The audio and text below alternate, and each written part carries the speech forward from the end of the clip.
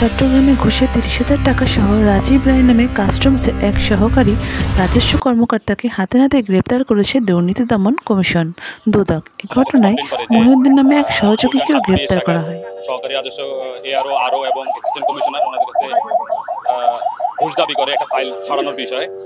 তো সেক্ষেত্রে আমরা কমিশনের পারমিশন নেই যে এরকম একটা ঘুষ দাবি করছে, আমরা কি হাতে নাতে ধরবো কিনা। কমিশনের পারমিশন পাওয়ার পরে আমরা মঙ্গলবার ১৬ সেপ্টেম্বর সন্ধ্যায় চট্টগ্রাম কাস্টমস হাউসে অভিযান চালিয়ে তাদের গ্রেপ্তার করা হয়। এ সময় তাদের কাছ থেকে ঘুষে ৩০,০০০ টাকা উদ্ধার করা হয়।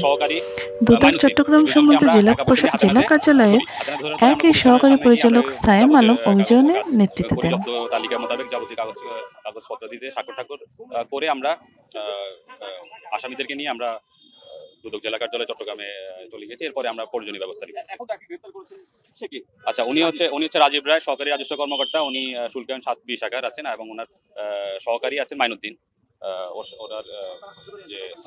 ওনার নামে যে ঘুষ কালেক্ট করে, তো আমরা সেটা অডিটোরিয়াম, কাস্টমারদের অডিটোরিয়ামে, যেখানে কাস্টমসের মেলা হয়, আপনি জানেন কাস্টমার মেলা হচ্ছে, সেখানে ওনারা আমাদের যে ভুক্তভোগী থেকে সরাসরি যখন টাকাটা নেয় তখন আমরা ওত পেতে থাকি।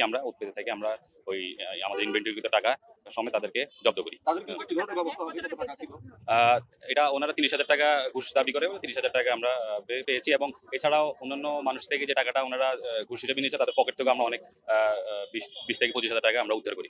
এখানে জিনিসটা হলো যে আমি ইম্পোর্ট করছি, নিয়ম অনুসারে কাগজপত্র সাবমিট করব, তারা ত্রুটিগুলি চেক করে তারা আমাকে লিখিত জানাবে যে এই তোমার ত্রুটি আছে, তখন আমি ওই ত্রুটিগুলি দিয়ে দিব।